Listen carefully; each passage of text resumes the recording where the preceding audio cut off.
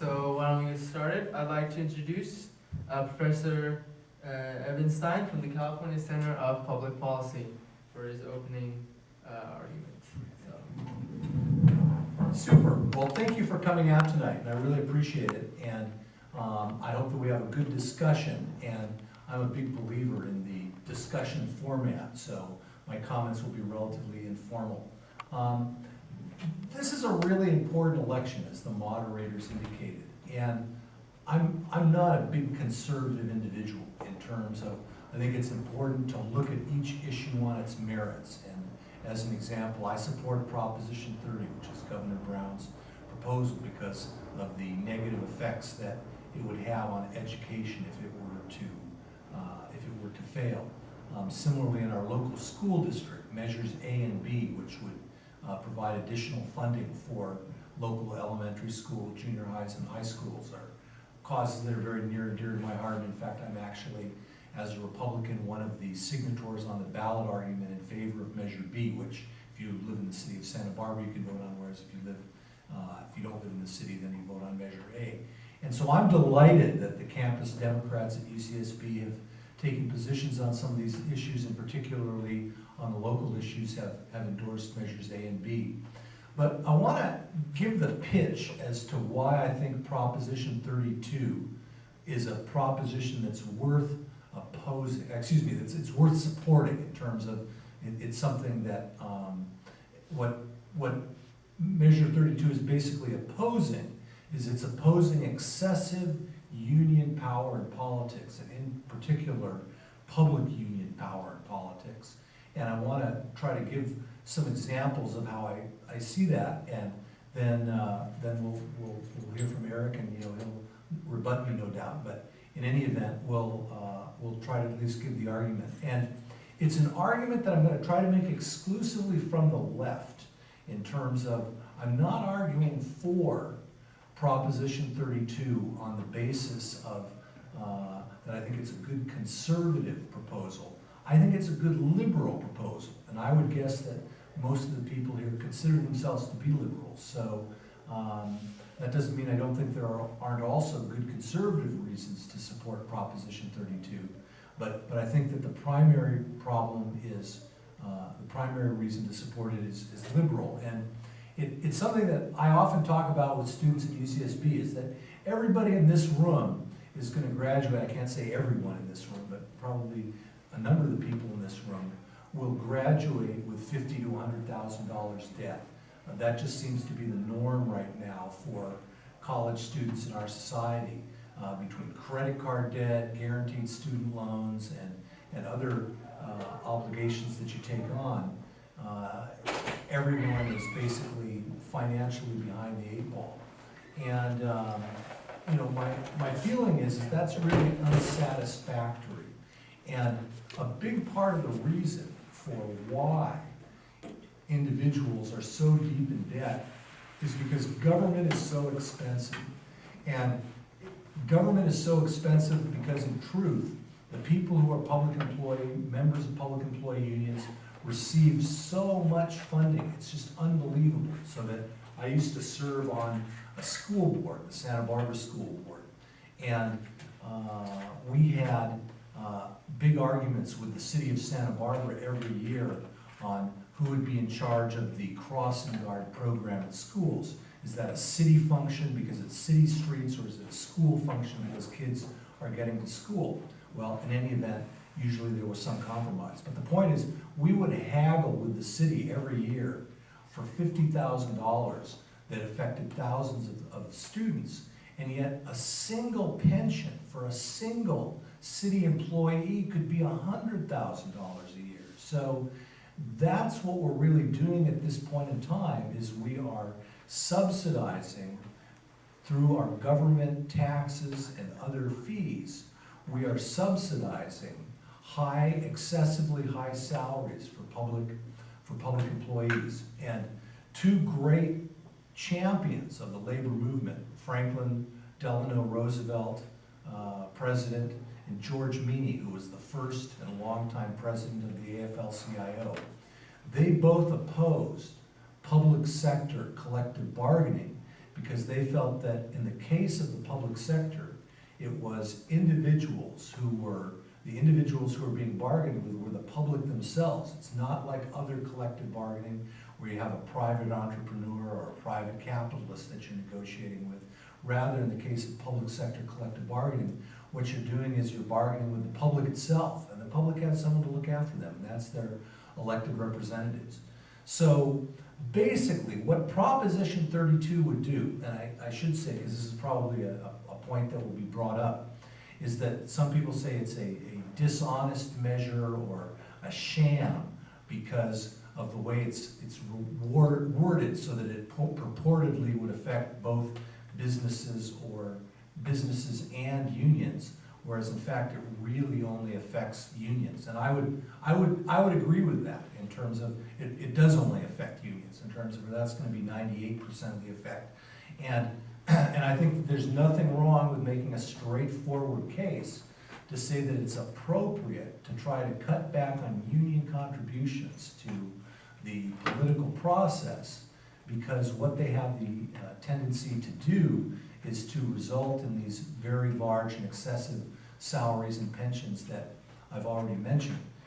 So I think that when you look at Proposition 32, what you have to realize is that what we really are, and going on the other side, originally Proposition 32 was supposed to be on the June ballot, but the majority in Sacramento shifted around the legislation so that it could only be voted on in November. Once again, that's politics. Everybody's going to frame an initiative that both political parties, both sides of the political aisle, are going to frame issues in the way that they think will appeal to the most voters. They will try to have elections occur when it's most advantageous to them.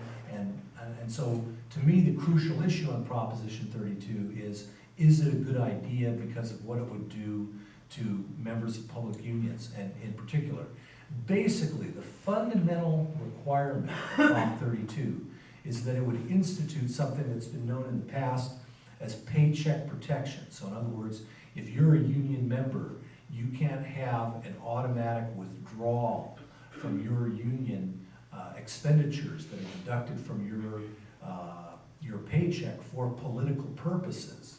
And instead, every year you'd have to sign a new form that says I authorize the deductions rather, from my paycheck for these political purposes. So that's essentially what it would do, and its purpose is to reduce the amount of funds that unions, and in particular public employee unions, have to spend on political campaigns. And the reason why I think that would be desirable is that when you consider particularly some of the pensions that exist in the state of California, if you work for public safety, if you're either a police officer or a firefighter, you can retire at as young as age 50. And maybe to you that doesn't seem really young. From my standpoint, that's a young retirement. You can retire at age 50 with up to 90% of your final salary indexed for inflation for life. That's literally a multi-million-dollar retirement benefit that is given to everyone in public safety. Even if you're not in public safety, if you're a non-public safety employee in California, and it varies from government agency to government agency, education is not as well funded as other areas, you can retire at as young as age 55 with 75% of your final salary.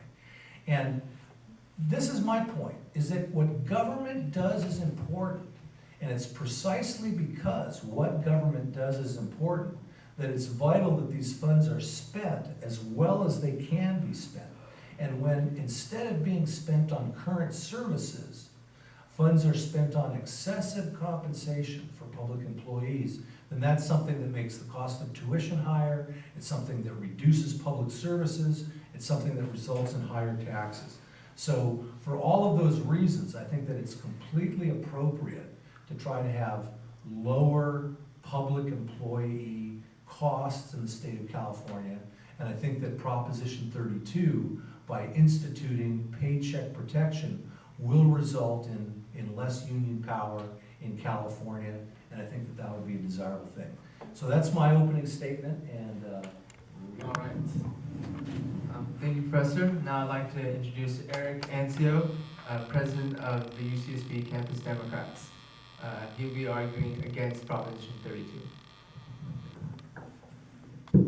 Thank you, Mohsen. My name is Erik Anciaux. I'm the President of Campus Democrats at UCSB. I'd like to thank the Center for Public Policy for putting on this debate, and for Lanny and for Calvert for joining us tonight.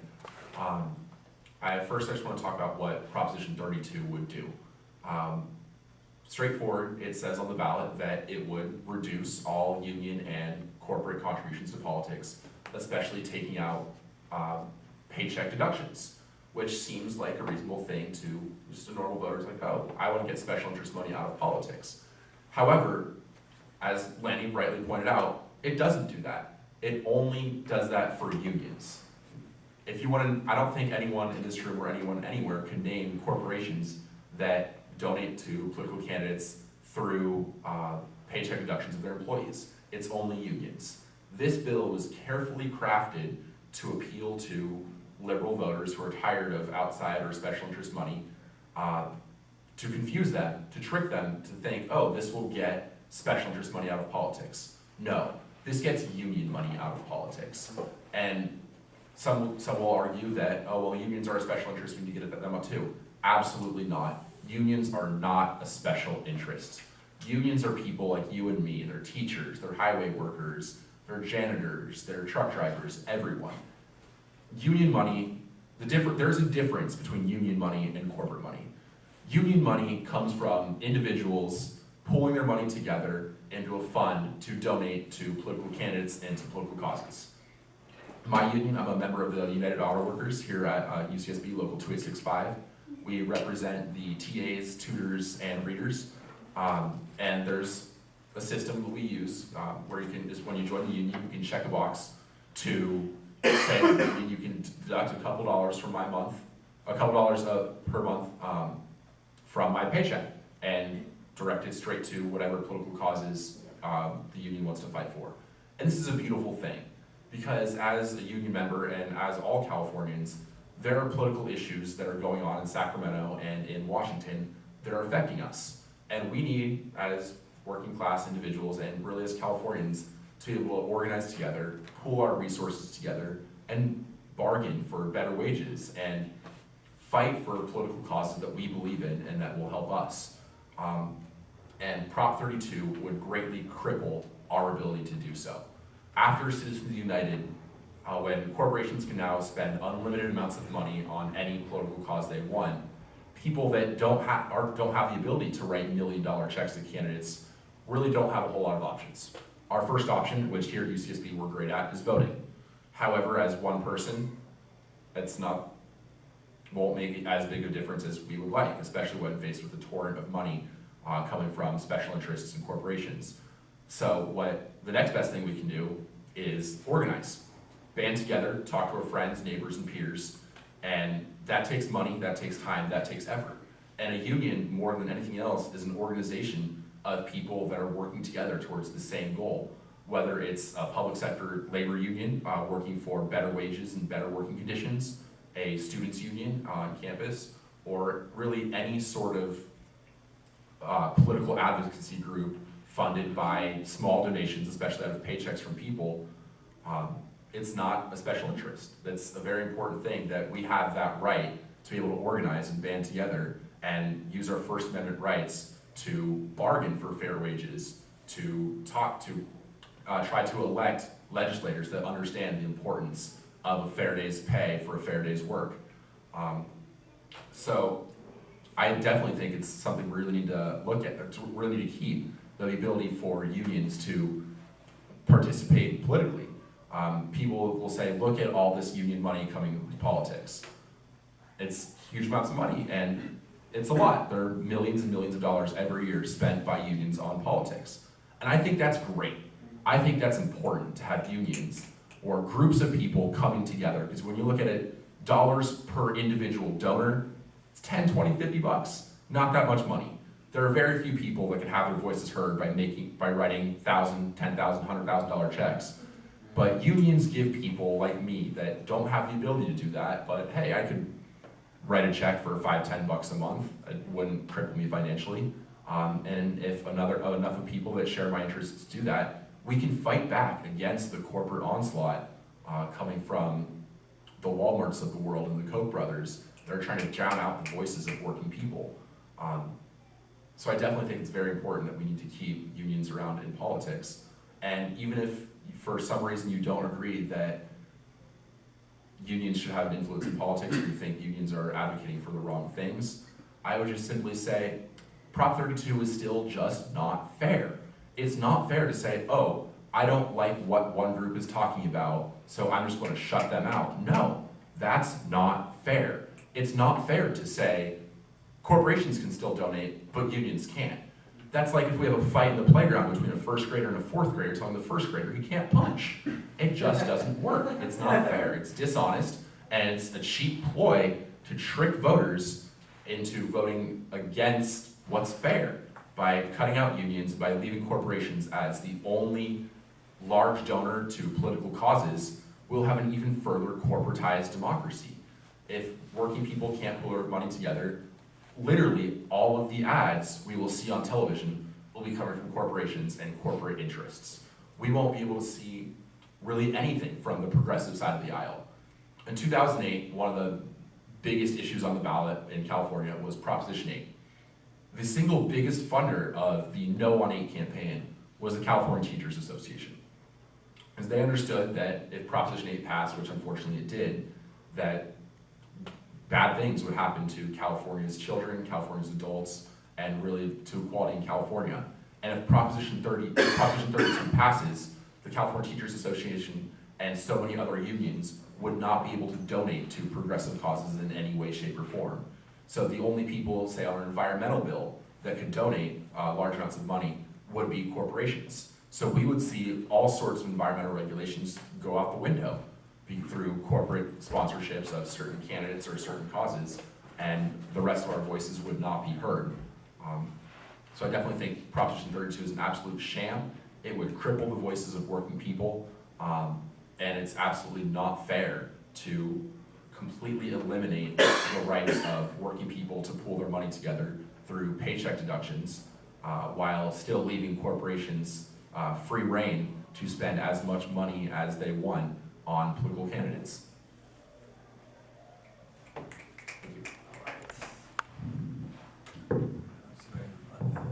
Thank you, Eric. And now Professor Ebenstein, your rebuttal. Thank you. Well, I think there's some good thoughts there, and I made some notes, and I want to try to rebut them to the extent that I can. The first one was that unions are not a special interest. They're for everyone, and that union dollars are different from other interests' dollars. And I'm not entirely unreceptive to that argument when it comes to private unions. But in fact, the overwhelming majority of union contributions are either public employee unions or they are labor unions, private labor unions that do government work. So that, for example, in the construction trades, those are unions that are heavily influenced by various legislation that makes them that makes them often work for government projects. So the point is they're almost government unions in a sense. And what I would argue is that one of the real weaknesses in the American society right now is that private unions aren't stronger than they are. And the problem in the United States right now is that public unions have become so powerful that they basically, there's actually more members of public unions public employee unions at this time than there are members of private unions. And I think that's a step in the wrong direction. And I think that part of the problem is that public employee unions have become so powerful through their ability to make political contributions that they've become a special interest that really is in no one's interest other than the public employee unions themselves. Another couple thoughts. One was about the notion of it not being fair to require an annual check on political contributions. Once again, the argument isn't that unions shouldn't be able to make contributions. The argument is simply that it's not a good system simply once to check that you can have a withdrawal and a deduction, and then that continues for year after year after year. Rather, give people the opportunity every single year to make that determination. Now, what will happen when you do that, and I mean this is something that's been tried in other places, is that when people are requested to make an annual checkoff for public employee contributions, then they're less likely to do it. You get a reasonable amount of attrition of people who will not sign every year to have those funds withdrawn. And if that's the case, I can't see where anyone really would think that that's unfair and inappropriate, because you're not taking that ability away from individuals. You're just saying that that ability to make the contribution has to be repeated every year. And if you're not willing to make that check off every year, then the deduction isn't going to be made. So I can't see that that's really limiting the ability of either public or private employee unions to involve themselves in the political process. The comment that I want to talk the most about, though, is the comment about how what unions try to do is they try to secure, quote, a fair day's pay for a fair day's work. And the problem is that particularly in the public sector, it's too often the case that public employees are overpaid and their pensions are too much. And for that reason, we're bankrupting the state of California and many government agencies within the state of California. So that, for example, in the county of Santa Barbara, which I'm very familiar with as a resident of Santa Barbara County, it's already the case that 1/3 of all general fund expenditures go toward not services for residents of Santa Barbara County, but they go for pensions of retired public employees in the county. And in a few years, it'll be half of the general fund will be going towards pensions for retired workers.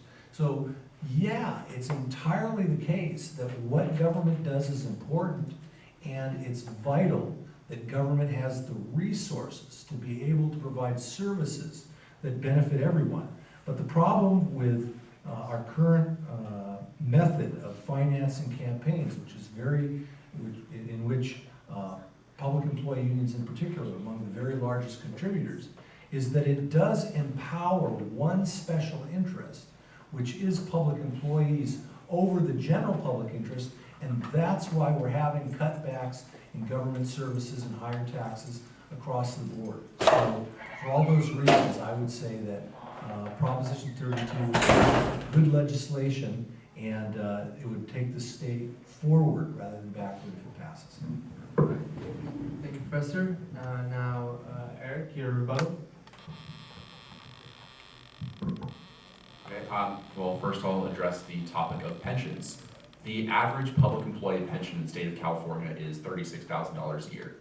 That's a respectable retirement for a state worker. I firmly believe that if someone works their full life for the state, whether it's as a teacher, as a janitor, as a toll taker at a bridge, any other union job, any other job, working for the people of California, they should be able to retire in dignity. There are injustices, as Mr. Ebenstein noted. There are certain high-up executives that are retiring with gold-plated pensions. That is not the norm. There are very few minor isolated incidents of injustices at the top that we absolutely need to fix, and Governor Brown set forward a plan to fix those problems. However, saying, oh, there are a couple injustices at the top, let's eliminate all pensions whatsoever, is just not the right solution. The right solution is to fix the problems at the top, make sure those don't happen, and to work out the wages, the pensions, the benefits, the health care for any workers at the bargaining table. It's not fair for any voter to be able to say, this is what your salary is. No one voted on my salary. I hope for any of you that have jobs, no one voted on your salary either. It's, as an employee, I think it's very, very important, and I'm thrilled to have the right to have people representing me at the state level with the University of California and say, this is how much readers and tutors should be paid, and work out how much money the university is able to spend, as well as how much a reader and tutor deserves to be paid.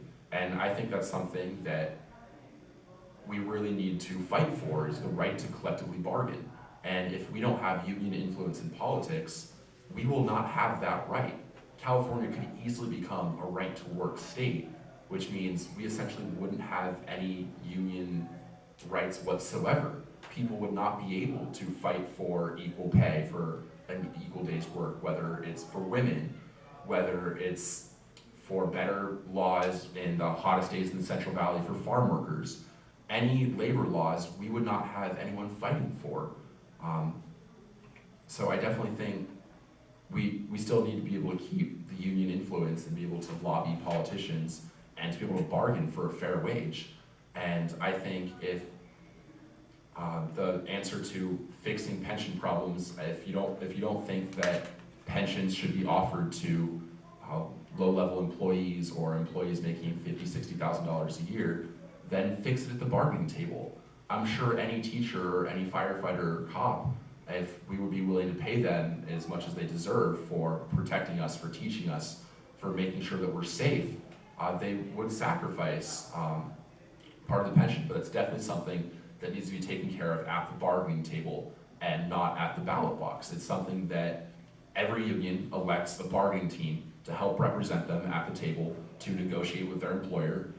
This is how much compensation we deserve for what we do, and then the employer will negotiate back with how much money they're willing to afford, and they come to some sort of agreement, and that's the only way working people can have any voice over how much they earn. Without working people, without the ability to join together in a union to fight for fair pay for a fair day's work, we would be begging.